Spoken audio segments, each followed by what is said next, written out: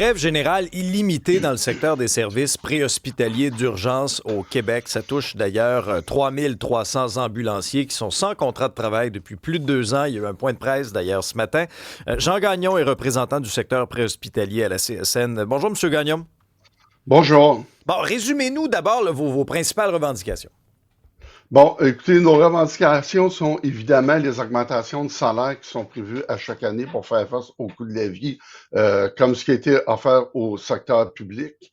Et notre grosse revendication est de venir à bout de s'entendre avec le gouvernement sur la valeur que vaut le travail de paramédic. Depuis nombre d'années qu'on essaye de s'entendre.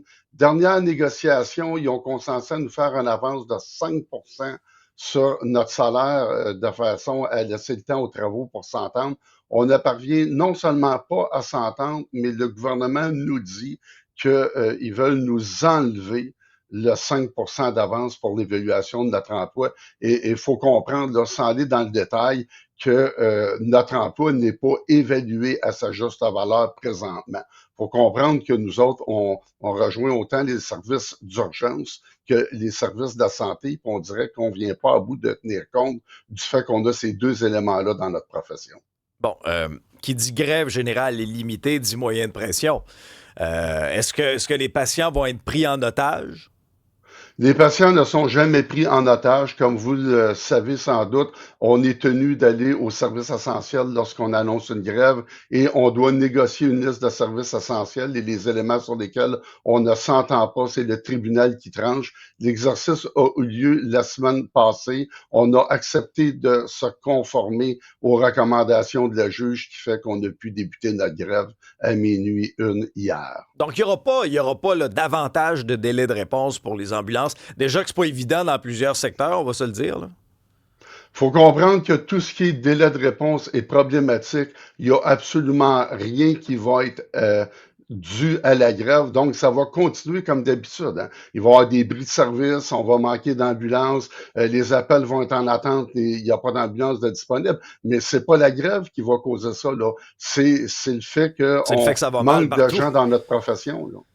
Ouais. Alors, ça va se manifester de quelle façon vos moyens de pression dans ce contexte-là, M. Gagnon? Bon, évidemment, on prendra plus de stagiaires à bord des ambulances, ceux qui sont présentement en formation, qui sont aux études, on prend plus de stagiaires. On fera pas les formulaires de facturation. On va arrêter pour les cas qui sont non urgents, on va arrêter à l'urgence. Vous comprenez que de tout temps, hein, on promène les patients à l'intérieur des hôpitaux pour les amener sur les départements, alors qu'en fait, ça devrait même pas être à nous de faire ça. Alors là, dans le temps de la grève, on cesse ça.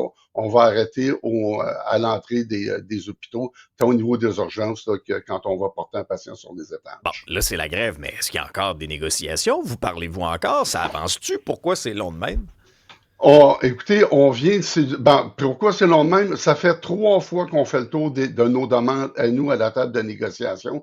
De l'autre côté, on nous donne des principes, on nous parle de principes, mais on vient pas à bout de nous donner des demandes claires, d'avoir leurs demandes. Et dans les demandes qu'ils nous font, ce qu'ils nous présentent ne tient pas la route présentement. On dirait qu'ils veulent nous demander des contreparties par rapport aux augmentations de salaire qui avaient été accordées au secteur public. Ils veulent qu'on donne les contreparties, mais ils savent pas vraiment quoi nous demander, puis ce qu'ils nous demandent tient pas debout. Je vais vous donner un exemple. À l'heure actuelle, ils font affaire à de la main-d'œuvre indépendante pour booker à des endroits où il manque du monde. Autant à urgence santé que dans les régions, on manque de paramédics. Les paramédics vont travailler pour les agences. Il y en a même qui réduisent dans une entreprise ambulancière la disponibilité pour aller travailler pour l'agence parce que c'est plus payant. On nous demande de négocier à la table de négociation un prêt de service ou des endroits comme les coopératives où les gens considèrent qu'ils sont dans un milieu de travail peu adéquat, où il y a des paramédics, je dirais, de disponibles.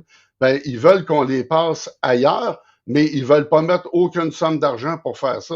Alors, on va continuer à faire affaire à main-d'œuvre indépendante et tant qu'on réglera pas le salaire à la base des paramédics et les autres avantages, ben, on n'attire pas le monde dans la profession. Et là, eux, je donne un exemple, ils veulent, tu sais, qu'on grandisse par en dedans la disponibilité. Fait que là, ils nous ont dit, ben, écoutez, au niveau de votre régime de retraite, on va augmenter les pénalités actuarielles de façon à obliger le monde à rester plus longtemps. Là, on dit, ben voyons donc, on manque de monde, on veut régler le salaire. Puis pendant ce temps-là, comment voulez-vous qu'on fasse rentrer du monde dans la profession alors que vous nous leur demandez de les obliger à rester plus longtemps avant de partir à la retraite? Je vous dis ça, là, puis tu sais, vous dites, ben c'est pas croyable, ça n'a pas d'allure, il exagère. Ben non, c'est ça qu'on s'est demandé présentement.